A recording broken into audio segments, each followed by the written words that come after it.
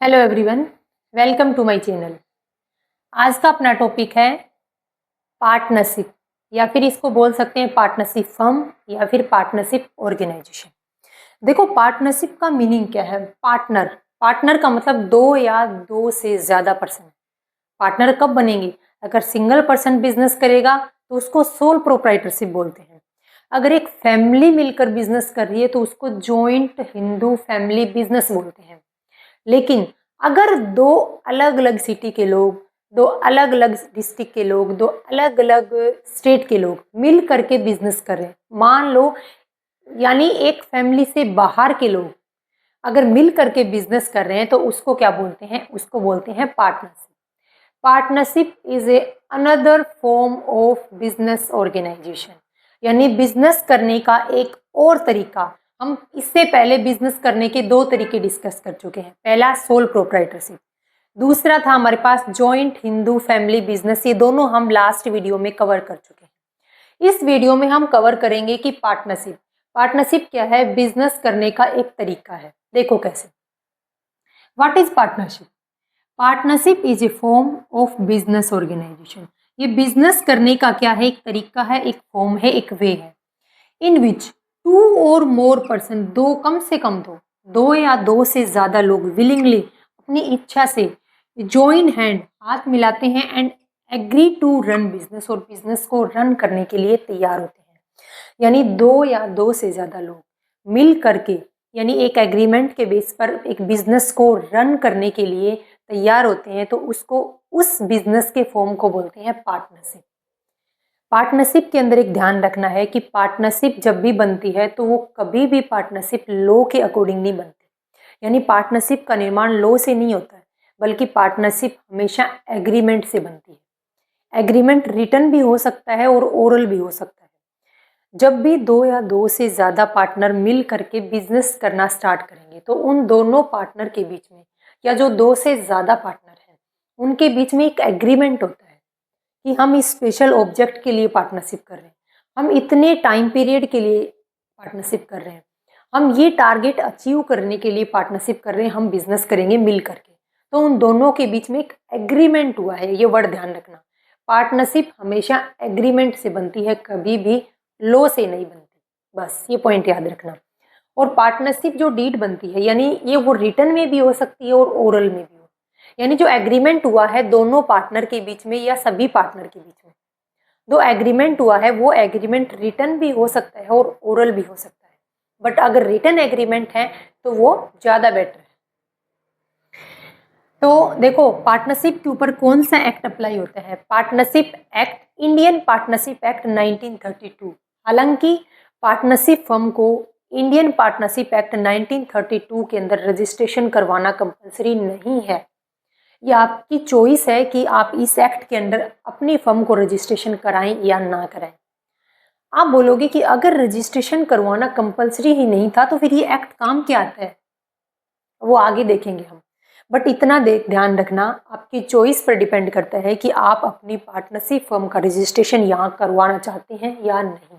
But आपकी partnership firm के ऊपर इसी पार्टनरशिप एक्ट 1932 के प्रोविजन लागू होंगे, चाहे आपकी पार्टनरशिप फर्म का रजिस्ट्रेशन करवाया हो या ना करवाया हो।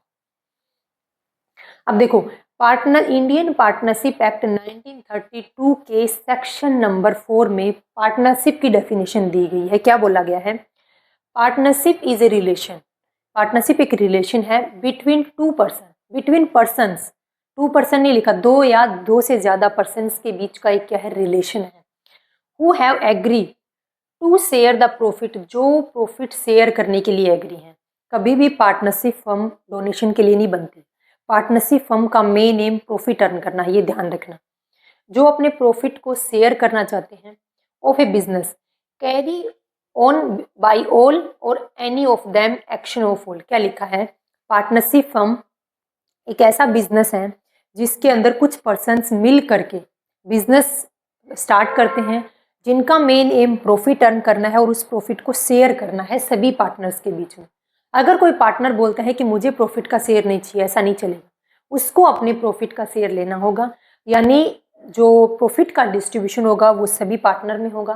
प्लस उस बिजनेस को ऑपरेट या तो सभी पार्टनर करेंगे या सभी पार्टनर की तरफ से कुछ सेलेक्टेड जो पार्टनर हैं वो पार्टनर उस पार्टनरशिप फर्म को ऑपरेट करेंगे। यही लिखा हुआ था देखो लास्ट में कि business carry by all and any of them action for all, या तो कुछ पार्टनर उसको ऑपरेट करेंगे पूरे बिजनेस को या फिर सभी पार्टनर उस पार्टनरशिप फर्म को क्या करेंगे, ऑपरेट करेंगे। तो ये है पार्टनरशिप फर्म। अब देखो पार्टनरशिप की कितने टाइप्स हैं, यानी हम कितने तरीके से पार्टनरशिप कर सकते हैं। हमने पार्टनरशिप तो कर ली, मैंने सामने वाले पर्सन के साथ हाथ मिला लिया कि हम दोनों मिल करके बिजनेस करेंगे, ठीक है, बट हम किस तरीके की पार्टनरशिप करेंगे? तो 3 तरीके की पार्टनरशिप होती है। पार्टनरशिप एट विल, इच्छा के लिए, यानी हम किसी स्पेशल ऑब्जेक्ट को अचीव करने के लिए पार्टनरशिप कर रहे हैं। कोई स्पेशल टारगेट हमारे पास, उस टारगेट को अचीव करने के लिए हमने पार्टनरशिप किया, ठीक है। सेकंड है फिक्स पीरियड पार्टनरशिप। एक ऐसी पार्टनरशिप है जो फिक्स पीरियड के लिए है। हमने सामने वाले पर्सन से मैंने एग्रीमेंट किया है कि हम आने वाले 6 साल तक पार्टनरशिप में काम करेंगे, दोनों मिल करके काम करेंगे। कितने साल के लिए? 6 साल के लिए। तो वो पार्टनरशिप क्या कहलाती है? फिक्स पीरियड पार्टनरशिप कहलाती है। नेक्स्ट क्या है अपने पास? Particular partnership. हम किसी एक स्पेशल टारगेट को, कोई मान लो काम है हमारे पास, मान लो ब्रिज बनाना है, रोड बनाना है, कंस्ट्रक्शन का काम करना है, कोई बिल्डिंग बनानी है, कोई ब्रिज बनाना है, कोई रोड बनाना है, कोई भी स्पेशल टास्क है, उस टास्क को कंप्लीट करने के लिए हमने पार्टनरशिप की। तो पार्टनरशिप 3 तरीके की हो सकती है।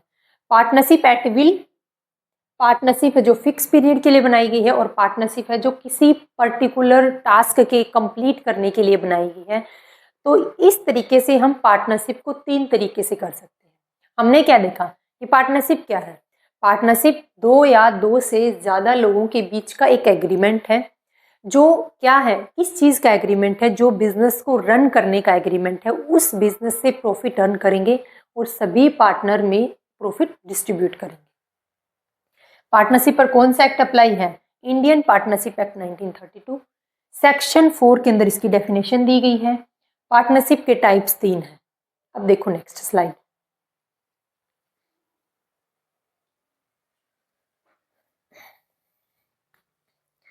अब देखो फीचर्स या कैरेक्टरिस्टिक्स ऑफ पार्टनरशिप, यानी पार्टनरशिप फर्म की क्या फीचर्स या कैरेक्टरिस्टिक्स हैं।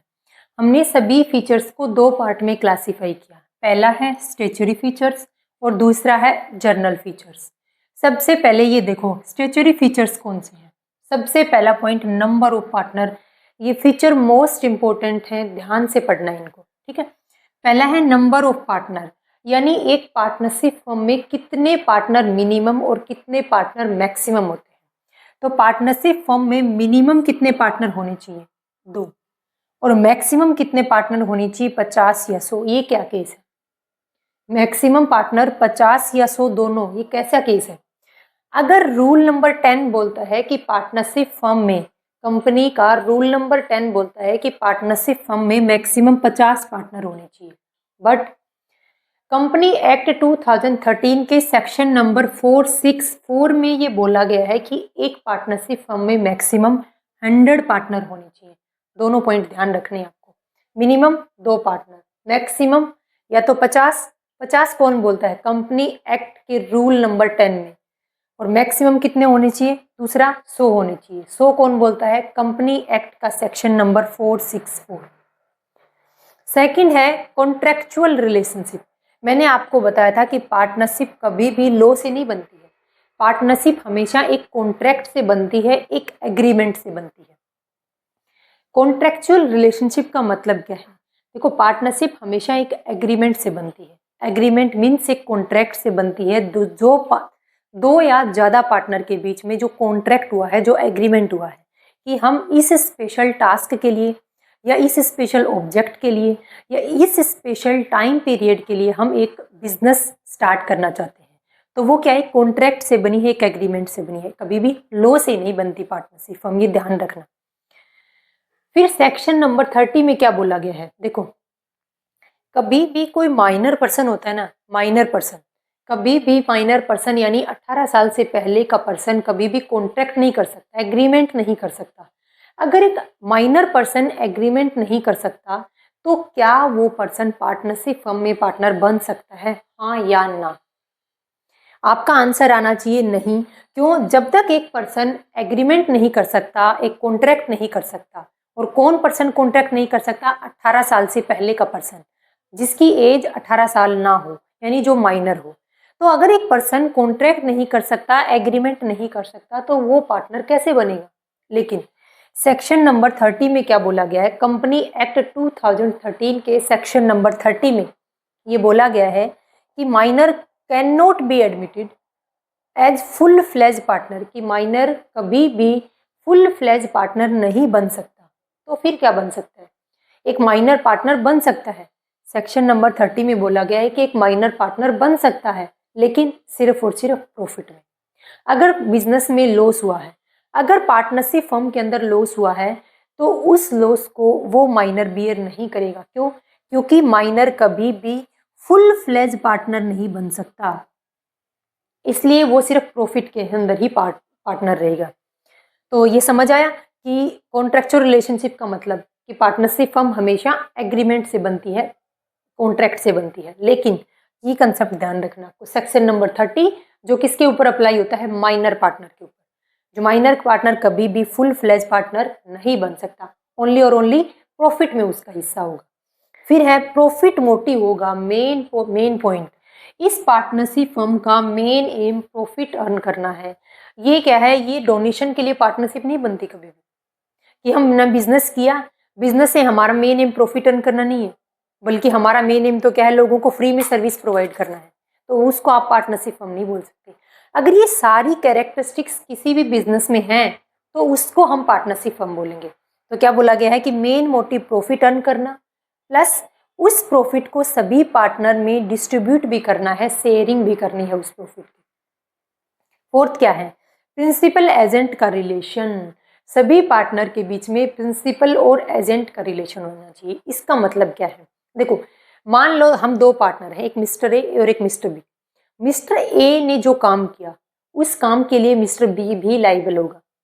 मिस्टर ए ने कोई ऑर्डर दिया कि हम इस काम को ऐसे करेंगे, उस टाइम पर मिस्टर ए प्रिंसिपल बन गया, और ये क्या बन गया? ये बेचारा मिस्टर बी एजेंट बन गया, कि मिस्टर ए ने काम बोल दिया, अब तो करना पड़ेगा। अगले दिन बारी किसकी आती है? मिस्टर बी की आती है। मिस्टर बी बोलता है कि कल तूने मेरे से ये काम करवाया था, आज हम ये नया कॉन्ट्रैक्ट लेंगे, हम ये नया काम करेंगे, इस तरीके कोई भी काम हो। उस दिन मिस्टर बी क्या बन गया? प्रिंसिपल बन गया, और ये क्या बन गया? एजेंट बन गया। यानी हर पार्टनर, प्रिंसिपल और एजेंट दोनों का रिलेशन होता है सभी पार्टनर के बीच में। क्यों? क्योंकि एक पार्टनर के द्वारा किए गए काम के लिए बाकी पार्टनर भी लाइबल होंगे। तो वो क्या कहलाता है? सभी पार्टनर के बीच में प्रिंसिपल और एजेंट का रिलेशन होता है। फिर अब देखो जर्नल फीचर्स क्या है। जर्नल फीचर्स में सबसे पहला फीचर है अनलिमिटेड लाइबिलिटी। सभी पार्टनर की लाइबिलिटी क्या होती है? अनलिमिटेड लाइबिलिटी है। लेकिन जो माइनर पार्टनर था, जब तक ये माइनर रहता है तब तक इसकी लाइबिलिटी लिमिटेड रहती है, जितना इसने पैसा इन्वेस्ट किया वहां तक। लेकिन बाकी सभी पार्टनर की लाइबिलिटी क्या रहती है? अनलिमिटेड लाइबिलिटी रहती है। अगर मान लो बिजनेस में लॉस हो गया, और बिजनेस के पास जितना पैसा था वो अपनी लाइबिलिटी को चुकाने के लिए सारा लगा दिया, अब पार्टनरशिप फर्म के पास कुछ नहीं है, तो पार्टनर अपनी प्राइवेट एसेट्स को सेल करके, उनकी खुद की जो प्लांट, लैंड, मशीनरी, घर, बंगला जो भी है, उनको सेल करके उनको अपनी लाइबिलिटी पे करनी पड़ेगी। यानी पार्टनर की लाइबिलिटी अनलिमिटेड होती है। सेकंड है no separate legal entity. Most important है, सेपरेट लीगल एंटिटी नहीं है पार्टनरशिप फर्म। यानी पार्टनरशिप फर्म और पार्टनर दोनों एक ही एंटिटी है। पार्टनरशिप फर्म जो काम करेगी उसके लिए पार्टनर डायरेक्ट लाइबल होंगे, तभी तो इनकी लाइबिलिटी अनलिमिटेड है। अगर पार्टनरशिप फर्म में लॉस हो गया तो पार्टनर क्या करेंगे? उस पूरे लॉस को बियर करेंगे, उस पूरी लाइबिलिटी को पार्टनर ही बियर करेंगे। तो ये सेपरेट लीगल एंटिटी नहीं है। ये नहीं बोल सकते कि पार्टनरशिप फर्म अलग है और पार्टनर अलग है, नहीं। पार्टनर और पार्टनरशिप फर्म एक सिंगल यूनिट है। फिर क्या है? Utmost good faith. ये क्या पॉइंट बोलते हैं कि एटमोस्ट गुड फेथ का मतलब है कि पार्टनर अगर कोई काम कर रहा है, उस काम के लिए अगर वो इंफॉर्मेशन ऐसी है कि बिजनेस के लिए इंपॉर्टेंस रखती है, तो हर पार्टनर को उस इंफॉर्मेशन का पता होना चाहिए। यानी अगर कोई पार्टनर कोई काम कर रहा है तो उस काम का बाकी सभी पार्टनर को भी उस काम की नॉलेज होनी चाहिए कि ये पार्टनर ये काम कर रहा है। कोई भी पार्टनर किसी भी काम को छुपाना नहीं चाहिए। जो उससे गलती हुई है या फिर जो उसने बिजनेस के लिए बेनिफिट में कोई काम किया है, तो उसको पूरी पार्टनरशिप फर्म के जो पार्टनर हैं उनको पता होना चाहिए। यानी एक दूसरे पार्टनर को धोखे में रखकर कोई काम नहीं करेगा कोई partner. Restriction on transfer of interest, इसका मतलब क्या है कि इंटरेस्ट के ट्रांसफर करने पर रिस्ट्रिक्शन लगा रखी है। क्या मतलब है? मान लो एक पार्टनरशिप फर्म में 2 पार्टनर हैं, मिस्टर ए और मिस्टर बी। मिस्टर बी अपना राइट मिस्टर सी को ट्रांसफर करना चाहते हैं, ऐसा नहीं कर सकता। ये बोलता है कि मैं 10 दिन की छुट्टी पर जा रहा हूँ, मेरा बिजनेस मिस्टर सी तुम संभाल लेना, ऐसा नहीं है। आप अपने इंटरेस्ट को किसी दूसरे पर्सन को ट्रांसफर नहीं कर सकते जब तक बाकी सभी पार्टनर उस चीज़ के लिए मतलब हामी ना भरे। अगर बाकी सभी पार्टनर इस चीज़ के लिए सेटिस्फाई हैं कि हाँ मिस्टर बी आप अपना पार्ट मिस्टर सी को ट्रांसफ़र कर सकते हो, तब तक वो पार्टनर अपना इंटरेस्ट किसी दूसरे पर्सन को ट्रांसफ़र नहीं कर सकता। तो हमने क्या देखा? पार्टनरशिप फर्म के कुछ फीचर्स देखे। कुछ फीचर्स हैं स्टेचुरी इन नेचर के हैं और कुछ फीचर्स हैं जो जनरल इन नेचर है। देखो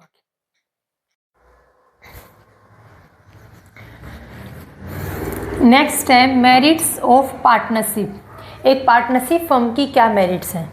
इजी फॉर्मेशन और क्लोजर। पार्टनरशिप फर्म एक कॉन्ट्रैक्ट से बनती है, एक एग्रीमेंट से बनती है। उसके लिए किसी एक्ट के अंदर रजिस्ट्रेशन करवाना कंपलसरी नहीं है। तो पार्टनरशिप फर्म का फॉर्मेशन भी इजी है और उसको जब चाहें उसको क्या कर सकते हैं? क्लोज भी कर सकते हैं। क्यों? क्योंकि अगर एक्ट के थ्रू पार्टनरशिप फर्म बनती तो एक्ट के थ्रू ही उस पार्टनरशिप फर्म का एंडिंग होता, बट ऐसा नहीं है। बैलेंस्ड डिसीजन मेकिंग में बैलेंस रहता है। एक पार्टनरशिप फर्म में जितने भी पार्टनर हैं सभी पार्टनर अपनी अपनी स्किल के बेस पर अपनी अपनी राय देते हैं ताकि डिसीजन मेकिंग काफ़ी बेटर वे में हो सके। फिर है मोर फंड। देखो अगर एक सोल प्रोप्राइटरशिप बिजनेस करता है, अगर एक सोल प्रोप्राइटर एक सिंगल पर्सन बिजनेस कर रहा है तो उसके पास फंड की कमी है, पैसे की कमी है। क्यों? एक सिंगल पर्सन कितना ही पैसा लगाएगा बिजनेस में। बट अगर पार्टनरशिप फर्म है, अगर कुछ लोग मिल करके बिजनेस कर रहे हैं, तो मान लो स्टार्टिंग में 3 लोगों ने मिल करके कोई बिजनेस स्टार्ट किया, बाद में अगर कोई नया पार्टनर आना चाहता है, कोई अदर पर्सन बिजनेस के अंदर इन्वॉल्व होना चाहता है, यानी एज ए पार्टनर वो बिजनेस को ज्वाइन करता है, तो वो कुछ ना कुछ तो पैसे लेके आएगा, क्योंकि ऐसे तो हम किसी पर्सन को पार्टनर नहीं बनाएंगे। तो मोर फंड, ज़्यादा पैसे रिसीव होते हैं किसके कंपैरिजन में? सोल प्रोप्राइटरशिप के कंपैरिजन में। क्यों? क्योंकि जितने ज़्यादा पार्टनर होंगे उतना ही ज़्यादा पैसा लेके आएंगे। शेयरिंग ऑफ रिस्क शेयर हो जाता है। सोल प्रोप्राइटरशिप में सिंगल पर्सन बिजनेस चलाता है, सिंगल पर्सन पैसा लगाता है, सिंगल पर्सन रिस्क बियर करता है। बट पार्टनरशिप फर्म में कुछ पार्टनर होते हैं, मतलब 2 या 2 से ज़्यादा पार्टनर होते हैं, तो वो रिस्क को भी क्या कर लेते हैं? शेयर कर लेते हैं, लॉस को भी बांट लेते हैं। सीक्रेसी हालांकि सीक्रेसी कम रहती है पार्टनरशिप फर्म में, लेकिन कंपनी के कंपैरिजन में सीक्रेसी ज़्यादा रहती है, क्योंकि एक कंपनी के अंदर कितने शेयर होल्डर होते हैं। इन शेयर होल्डर में से कोई ना कोई पर्सन तो ऐसा होता है जो कंपनी की मेन इन्फॉर्मेशन को लीक कर देता है। बट पार्टनरशिप फर्म में तो मैक्सिमम कितने पार्टनर हो सकते हैं? 50 या फिर 100। ये पार्टनर अगर चाहें तो बिजनेस की जो इम्पोर्टेंट इन्फॉर्मेशन है, जो पब्लिक तक नहीं जानी चाहिए, उनको वो क्या कर सकते हैं? वो सेव करके भी सीक्रेट भी रख सकते हैं। कमी क्या है? लिमिटेशन क्या है पार्टनरशिप फर्म की? पहली लिमिटेशन क्या है? अनलिमिटेड लायबिलिटी है। लायबिलिटी अनलिमिटेड है। पार्टनरशिप फर्म मान लो बंद करनी पड़ गई, आज पार्टनरशिप फर्म को बंद करना पड़ गया और लायबिलिटी पे करनी पड़ेंगी पार्टनरशिप फर्म की जितनी भी हैं। उन लायबिलिटी को पे करने के लिए पार्टनर की जो प्राइवेट एसेट्स हैं, जो उनकी खुद की बिल्डिंग है, खुद के घर, फ्लैट, बंगला, सब बिक जाएंगे अगर बात आई उन लायबिलिटी की पे करने में। फिर है लिमिटेड रिसोर्स है। लिमिटेड रिसोर्स, मान लो एक पार्टनरशिप फर्म में 2 ही पार्टनर है, कम से कम 2 पार्टनर होने चाहिए। मान लो 2 ही पार्टनर हैं, 2 पार्टनर कितना पैसा लगा देंगे? 2 लाख, 5 लाख, 1 करोड़, 2 करोड़, 5 करोड़, कितना ही पैसा लगा देंगे 2 पार्टनर। उनके पास फिर भी रिसोर्स क्या है? लिमिटेड है। किसके कंपैरिजन में? कंपनी के कंपैरिजन में। लैक ऑफ कंटिन्यूटी, मान लो 2 ही पार्टनर थे, एक पार्टनर की डेथ हो गई, पार्टनरशिप फर्म तो बंद हो गई। क्यों? क्योंकि पार्टनरशिप फर्म में मिनिमम 2 पार्टनर होने कंपलसरी है। क्यों? कंटिन्यूटी की भी कमी है इसके अंदर पार्टनरशिप फर्म में। फिर है लेक ऑफ पब्लिक फेथ, यानी पब्लिक का विश्वास नहीं रह पाता। पार्टनरशिप फर्म में जो मान लो जो बुक्स ऑफ अकाउंट प्रिपेयर किए थे, उन बुक्स ऑफ अकाउंट में रियल वैल्यू शो नहीं करते। वैल्यू क्या है, रियल से अप या डाउन वैल्यू शो करते हैं, जिससे बिजनेस की रियल वैल्यूएशन का पता नहीं चलता है। फिर क्या है लेक ऑफ कोऑर्डिनेशन, कोऑर्डिनेशन की कमी है। अब सभी पार्टनर अलग अलग सेक्टर से हैं। मान लो एक पार्टनर है राजस्थान का, एक हरियाणा का, एक है गुजरात का, एक जम्मू का। सभी पार्टनर हैं अलग अलग सेक्टर से हैं। सभी पार्टनर की सोच अलग मिलेगी, सभी पार्टनर के पास जो रिसोर्सेज हैं वो अप डाउन मिलेंगे। एक पार्टनर ने बिजनेस में पैसे लगाए 10 लाख, एक ने लगाए 2 लाख रुपए। जब दोनों पार्टनर अपना अपना व्यू देने लगे कि इस काम को ऐसे करेंगे, तो जिस पार्टनर ने ज़्यादा पैसे लगाए वो ज़्यादा जोर देने की कोशिश करेगा। क्यों? क्योंकि वो बोलेगा कि मैंने बिजनेस में 10 लाख रुपए लगाए हैं। तो उनमें कोऑर्डिनेशन नहीं हो पाता है पार्टनर के बीच में। अगर सिंगल पर्सन है तो अपना डिसीजन फटाफट लेगा और काम खत्म। बट पार्टनरशिप के अंदर ये बहुत बड़ी कमी है कि सभी पार्टनर के बीच में कोऑर्डिनेशन नहीं बन पाता। अगर मान लो एक पार्टनरशिप फर्म में 10 पार्टनर हैं, 5 पार्टनर एक पॉइंट के लिए एक पॉइंट पर सेटिस्फाई होंगे, बाकी 5 पार्टनर को कैसे सेटिस्फाई करें? तो कोऑर्डिनेशन की कमी होती है किसके अंदर? पार्टनरशिप फर्म के अंदर।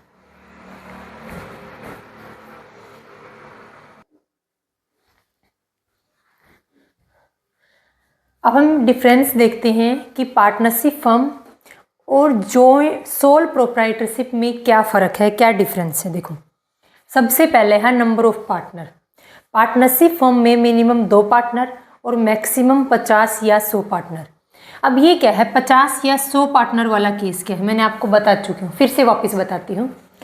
पार्टनरशिप फर्म के अंदर कंपनी एक्ट के रूल नंबर 10 के अकॉर्डिंग एक पार्टनरशिप फर्म में मैक्सिमम 50 पार्टनर होते हैं, लेकिन कंपनी एक्ट 2013 के सेक्शन नंबर 464 के अकॉर्डिंग पार्टनरशिप फर्म में मैक्सिमम कितने पार्टनर होने चाहिए? 100 पार्टनर हो सकते हैं, इससे ज़्यादा नहीं हो सकते।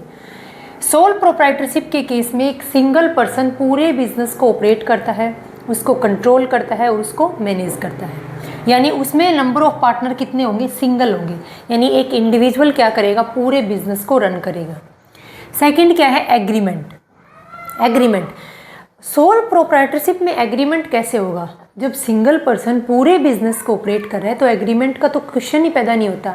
एग्रीमेंट तो तब होता है जब सामने कोई पर्सन हो, तो यहाँ पर कोई एग्रीमेंट नहीं है। बट पार्टनरशिप फर्म हमेशा एग्रीमेंट से ही बनती है। मैंने एक वर्ड लिखा यहाँ पर, एसेंशियल, यानी यहाँ पर एग्रीमेंट कंपलसरी है।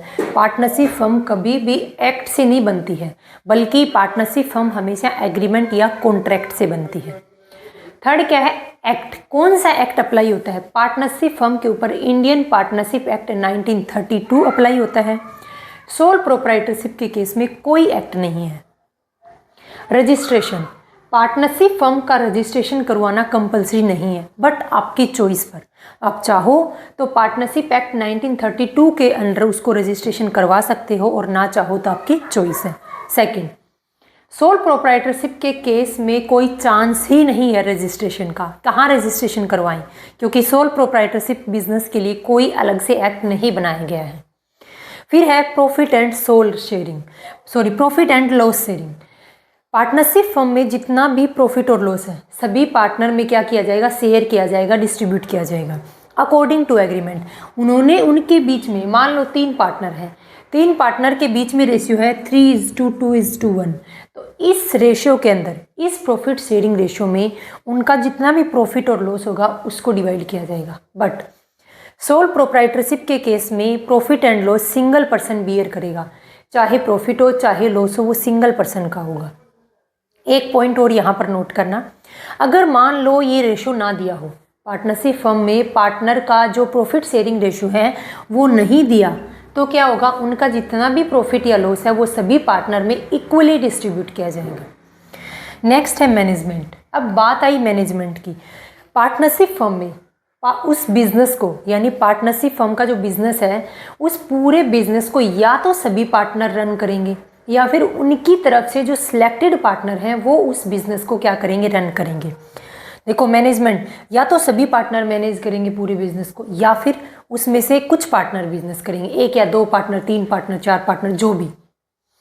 सोल प्रोप्राइटरशिप में क्या है कि एंटायर बर्डन, पूरे बिजनेस का बर्डन एक सिंगल ट्रेडर के ऊपर रहेगा, एक सिंगल पर्सन के ऊपर रहेगा। किसके ऊपर? सोल ट्रेडर करेगा। सोल प्रोप्राइटरशिप में जो पर्सन बिजनेस करता है उसको सोल ट्रेडर बोलते हैं, और ये सोल ट्रेडर पूरे बिजनेस को क्या करेगा? मैनेज करेगा। नेक्स्ट है कैपिटल। पार्टनरशिप फर्म में सभी पार्टनर कैपिटल लेके आते हैं। जब भी कोई पार्टनर, अब मान लो किसी राह चलते पर्सन को तो अपन पार्टनर नहीं बनाएंगे, अगर किसी पर्सन के पास वो कैपिटल है तो उस पर्सन को अमाउंट है, पैसा है, तो उसको अपन क्या बनाएंगे? पार्टनर बनाएंगे। क्योंकि पार्टनर बनाएंगे तो हमें कुछ पैसे की रिक्वायरमेंट होगी, तभी तो पार्टनर बना रहे हैं। तो कैपिटल क्या है कि सभी पार्टनर अपने हिस्से की कैपिटल लेके आते हैं। बट सोल प्रोप्राइटरशिप में एक सिंगल पर्सन पैसा इन्वेस्ट करता है बिजनेस में, उसके अलावा कोई पर्सन हेल्पर के लिए ज़रूर रख सकता है। मान लो आपकी बेकरी की शॉप है, सोल प्रोप्राइटरशिप हो, आपके फादर की बेकरी की शॉप है, सिंगल आपके फादर क्या हैं? उस बेकरी की शॉप के ओनर हैं, बट आपके फादर क्या हैं? हेल्पर। आपके फादर ने 2 हेल्पर रख रखे हैं, वो पैसा इन्वेस्ट नहीं करेंगे, उनको तो सैलरी देंगे, वो पैसा इन्वेस्ट नहीं करेंगे, पैसा सिर्फ आपके फादर लगेंगे। नेक्स्ट है ट्रांसफ़र ऑफ इंटरेस्ट। क्या इंटरेस्ट का ट्रांसफ़र कर सकते हैं? इंटरेस्ट ब्याज वाला इंटरेस्ट नहीं है, इंटरेस्ट का मतलब मेरा जो हिस्सा है। मान लो एक पार्टनरशिप फर्म में 2 पार्टनर हैं, मिस्टर ए और मिस्टर बी। मिस्टर ए क्या चाहता है? मिस्टर ए अपना हिस्सा किसी दूसरे पर्सन को देना चाहता है, यानी मिस्टर ए अपनी जगह मिस्टर सी को पार्टनर बनाना चाहते हैं। तो जब तक ये पर्सन सेटिस्फाई नहीं है, यानी बाकी जो सभी पार्टनर अगर सेटिस्फाई हैं, तो कोई भी एक पार्टनर अपना हिस्सा किसी सामने वाले पर्सन को ट्रांसफ़र कर सकता है। लेकिन क्या होना चाहिए? बाकी सभी पार्टनर का अप्रूवल होना चाहिए उसके ऊपर, बाकी सभी पार्टनर की उसके ऊपर सहमति होनी चाहिए। अगर सभी पार्टनर सहमत हैं तो कोई भी एक पार्टनर या एक से ज़्यादा पार्टनर अपने हिस्से को सामने वाले पर्सन को ट्रांसफ़र कर सकते हैं। तो पार्टनरशिप फर्म में with the approval of all partner, सभी पार्टनर की सहमति से कोई भी पार्टनर अपने हिस्से का ट्रांसफ़र कर सकता है। लेकिन सोल प्रोप्राइटरशिप में क्या है? किसी तरीके की कोई अप्रूवल की रिक्वायरमेंट नहीं है, क्योंकि सिंगल पर्सन बिजनेस कर रहे हैं। आपके फादर बिजनेस कर रहे हैं, आपके फादर बिजनेस क्या है? अपना बिजनेस आपके चाचा जी को हैंड ओवर करना चाहते हैं, तो वो किसकी अनुमति लेंगे? क्या वो जो हेल्पर रखे हैं उनकी अनुमति लेंगे? नहीं। क्यों? क्योंकि वो सिंगल पर्सन है जो बिज़नेस को ऑपरेट कर रहे हैं, पैसा लगा रहे हैं, कंट्रोल कर रहे हैं, तो उनको किसी अदर पर्सन से अप्रूवल लेने की कोई रिक्वायरमेंट नहीं है। वो जब चाहें अपने बिजनेस को सामने वाले पर्सन को ट्रांसफ़र कर सकते हैं। तो ये हमने पार्टनरशिप के अंदर और सोल प्रोप्राइटरशिप में कुछ डिफरेंस देखे थे। अब हम नेक्स्ट डिफरेंस देखते हैं कि पार्टनरशिप फर्म में और जॉइंट हिंदू फैमिली बिजनेस के अंदर क्या डिफरेंस है।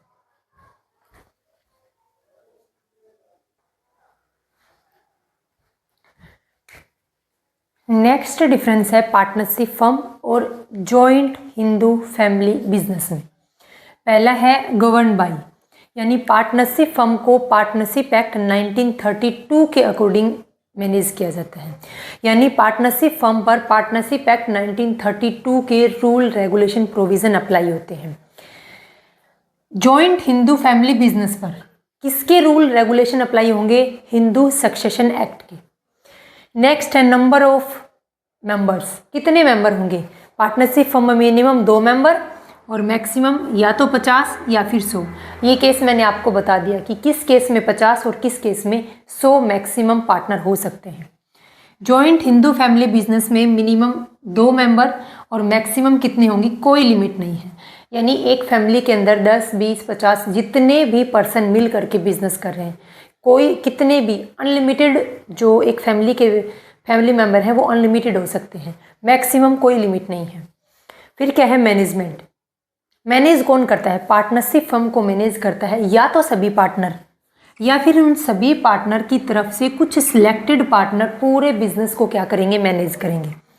लेकिन जॉइंट हिंदू फैमिली बिजनेस में सिर्फ कर्ता क्या करता है? पूरे बिजनेस को मैनेज करता है, कंट्रोल करता है। लायबिलिटी क्या है? हर पार्टनर की लायबिलिटी अनलिमिटेड है, सिर्फ माइनर पार्टनर को छोड़ करके। हर पार्टनर की लायबिलिटी अनलिमिटेड है, सिर्फ माइनर पार्टनर, जब तक वो माइनर है तब तक उसकी लायबिलिटी लिमिटेड रहेगी, जहाँ तक उसने पैसा इन्वेस्ट किया है। जैसे ही माइनर पार्टनर मेच्योरिटी ले लेगा, यानी जैसे ही वो माइनॉरिटी को छोड़ देगा, 18 ईयर्स को कवर कर लेगा, वो पर्सन भी क्या, कौन सी लाइबिलिटी एक्वायर कर लेगा, अनलिमिटेड लाइबिलिटी को। जॉइंट हिंदू फैमिली बिजनेस में सिर्फ कर्ता की लाइबिलिटी अनलिमिटेड है, बाकी जितने भी मेंबर्स बच गए उन सभी मेंबर्स यानी सभी को पार्टनर्स की जो लाइबिलिटी है वो लिमिटेड है। फिर क्या है, डिवीज़न ऑफ प्रॉफिट।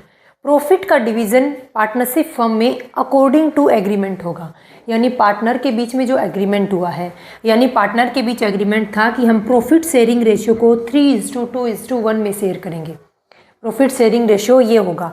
तो इसी रेशियो के अकॉर्डिंग क्या करेंगे, प्रॉफिट और शेयर का क्या करेंगे, डिस्ट्रीब्यूशन करेंगे। Butt joint Hindu family business में जितना भी प्रॉफिट है उस प्रॉफिट को वो क्या करेंगे, इक्वली डिस्ट्रीब्यूट करेंगे सबके बीच में। फिर क्या है, माइनर। क्या माइनर पार्टनर हो सकता है? एक पार्टनरशिप फर्म में एक माइनर पार्टनर नहीं बन सकता। रीज़न क्या था, क्यों नहीं बन सकता माइनर? क्योंकि एक माइनर कभी भी कॉन्ट्रैक्ट नहीं कर सकता, एग्रीमेंट नहीं कर सकता, और पार्टनरशिप फर्म हमेशा एक एग्रीमेंट से बनती है। तो जब तक कोई पर्सन एग्रीमेंट नहीं कर सकता हम उस पर्सन को एज ए पार्टनर नहीं ले सकते। लेकिन एक माइनर पार्टनर बन सकता है। मैंने क्या बोला, क्या एक माइनर पार्टनर बन सकता है? एक माइनर पार्टनरशिप फर्म में पार्टनर नहीं बन सकता, लेकिन कंपनी एक्ट 2013 के सेक्शन नंबर 30 में ये बोला गया है कि एक माइनर पार्टनर बन सकता है, लेकिन सिर्फ और सिर्फ प्रॉफिट के, कंपनी के प्रॉफिट तक ही वो उसका पार्टनर है। यानी एक माइनर कभी भी फुल फ्लेज पार्टनर नहीं बन सकता, इतना ध्यान रखना है। जॉइंट हिंदू फैमिली बिजनेस में minor can be member. Joint Hindu family business में तो जैसे ही बच्चे का जन्म होता है, जन्म लेते ही वो उस जॉइंट हिंदू फैमिली बिजनेस का क्या बन जाता है, मेंबर बन जाता है, को पार्टनर बन जाता है। तो ये अगर मान लो आपको सीधा डायरेक्ट क्वेश्चन पूछा गया, क्या एक माइनर पार्टनरशिप फर्म में पार्टनर बन सकता है, आपका आंसर होगा नो। जब तक आपको जब तक क्वेश्चन में रूल नंबर 30 के बारे में कुछ नहीं कह रखा, आप यही बोलोगे कि एक पार्टनरशिप फर्म में कभी भी कोई भी पर्सन माइनर है तो वो पार्टनर नहीं बन सकता। अगर स्पेशली रूल नंबर 30 बोला गया है तो आप बोलोगे हाँ जी, एक माइनर पार्टनरशिप फर्म में पार्टनर बन सकता है सिर्फ और सिर्फ प्रॉफिट के हिस्से तक, बस। लेकिन जॉइंट हिंदू फैमिली में तो जैसे ही बच्चे का जन्म होता है वो उस जॉइंट हिंदू फैमिली बिजनेस का पार्टनर मेंबर बन जाता है। तो याद रखना, जॉइंट हिंदू फैमिली बिजनेस में कभी भी जो इसके जो पार्टनर्स होते हैं उनको पार्टनर नहीं बोलते। ये जो हिस्सेदार होते हैं बिजनेस के, इनको पार्टनर नहीं बोलते, बल्कि क्या, ना इनको शेयर होल्डर बोलते हैं ना पार्टनर बोलते हैं, बल्कि इनको क्या बोलते हैं, इनको बोलते हैं को पार्टनर। क्या बोलते हैं? को पार्टनर। ये क्वेश्चन पूछा जा चुका है, को पार्टनर वाला। तो अपना यहाँ पर टॉपिक फिनिश होता है। हमने डिफरेंस देखा है पार्टनरशिप फर्म और जॉइंट हिंदू फैमिली बिजनेस का। तो ये जो पार्टनरशिप वाला टॉपिक था इसकी हमने थ्योरी यहाँ पर कंप्लीट की। बट इसमें जो पार्टनरशिप डीड है, पार्टनर्स का जो टॉपिक है कि पार्टनर्स कितने टाइप्स के पार्टनर होते हैं, पार्टनरशिप डीड क्या चीज़ है, कैसे बनती है, अगर पार्टनरशिप फर्म का रजिस्ट्रेशन कराएं तो क्या होगा, और अगर रजिस्ट्रेशन ना कराएं तो क्या केस आएंगे, ये सब हम नेक्स्ट वीडियो में करेंगे। ये वीडियो अपनी यहाँ फिनिश होती है। टॉपिक था अपना पार्टनरशिप फर्म या फिर पार्टनरशिप ऑर्गेनाइजेशन, या फिर हम अकेला पार्टनरशिप भी बोल सकते हैं। फिनिश होता है टॉपिक अपना। Thank you.